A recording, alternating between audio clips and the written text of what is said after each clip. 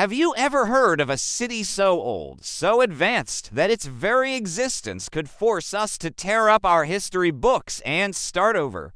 Forget what you think you know about the dawn of civilization.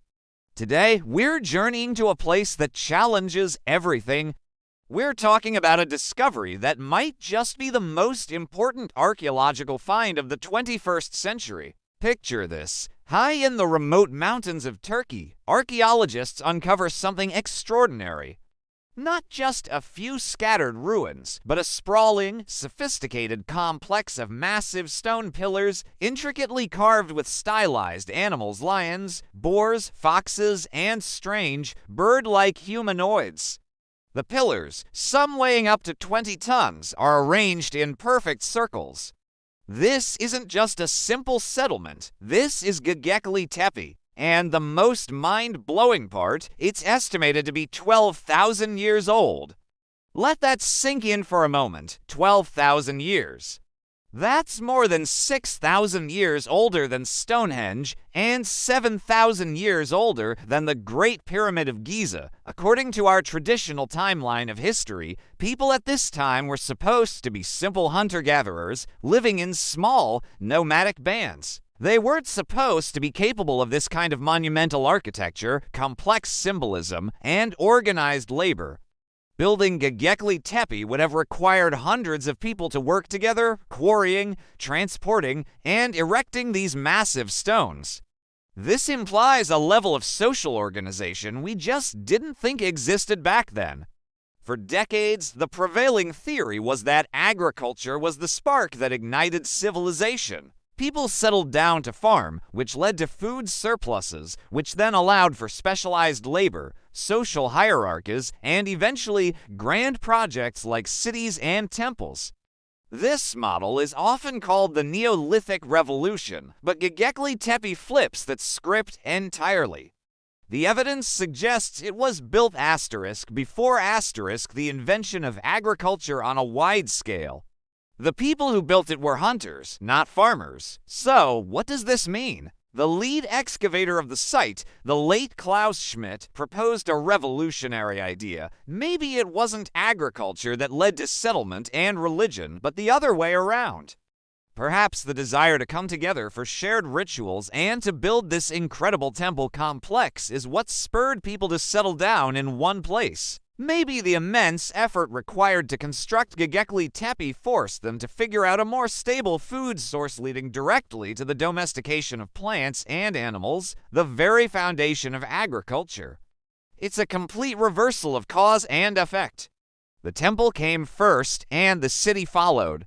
What was this place for? The carvings are stunningly complex.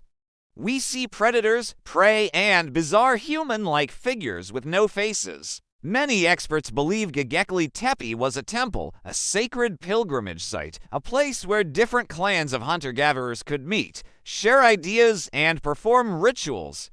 The carvings might represent powerful spirits, ancestor figures, or even constellations. Some researchers have suggested the pillars are aligned with the stars, making it the world's oldest astronomical observatory. Could these early humans have been mapping the heavens thousands of years before anyone else? It's a tantalizing possibility. Think about the skill involved. These aren't crude carvings.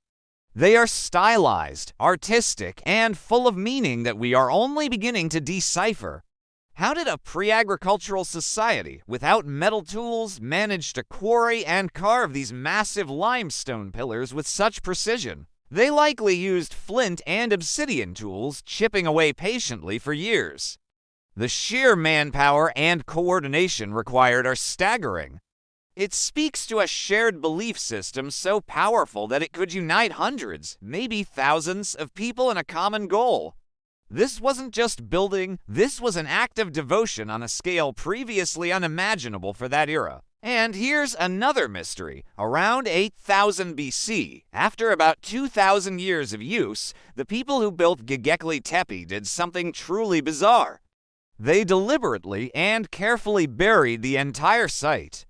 They filled it with millions of cubic feet of earth, animal bones, and stone fragments, preserving it perfectly for us to find thousands of years later. Why? Why would a culture spend centuries building such a magnificent place only to intentionally entomb it? There are many theories. Perhaps their beliefs changed, and a new religion demanded the old one be put to rest. Maybe it was a kind of time capsule, a way to protect the site for future generations. Some have even suggested a cataclysmic event, like a comet impact that occurred around that time, may have prompted them to bury the site as a tribute or a protective measure. We simply don't know, but the act of burying it was just as monumental as the act of building it. The implications of Göbekli Tepe are profound. It suggests that human history is far more complex and far older than we ever imagined. It forces us to reconsider the very definition of civilization. It proves that our ancient ancestors were not primitive brutes, but creative, organized, and spiritually sophisticated people capable of incredible feats of engineering and art. They had a rich inner world, a complex cosmology, and the ability to work together on a massive scale, all driven by a shared sense of purpose. Archaeologists have only excavated about 5% of the entire site. Geophysical surveys show that at least 15 to 20 more of these stone circles are still buried underground, some appearing even larger and older than what we've already seen. What other secrets are waiting beneath the soil? Each new discovery at Göbekli Tepe has the potential to add another revolutionary chapter to the story of humanity. This lost city isn't just a collection of old stones. It's a message from the deep past, a challenge to our assumptions, and a testament to the enduring power of human ingenuity and belief. It's a reminder that there are still so many mysteries waiting to be uncovered, and that the story of who we are is still being written, or rather, rewritten. What we're looking at could very well be the birthplace of organized religion, society, and perhaps civilization itself. The cradle of civilization might be much older and located in a place we never expected. Thank you so much for joining me on this incredible journey back in time. If you found this as fascinating as I did, please hit that like button and don't forget to subscribe for more deep dives into the mysteries of our past. Let me know in the comments what you think Göbekli Tepe was used for. Until next time, stay curious.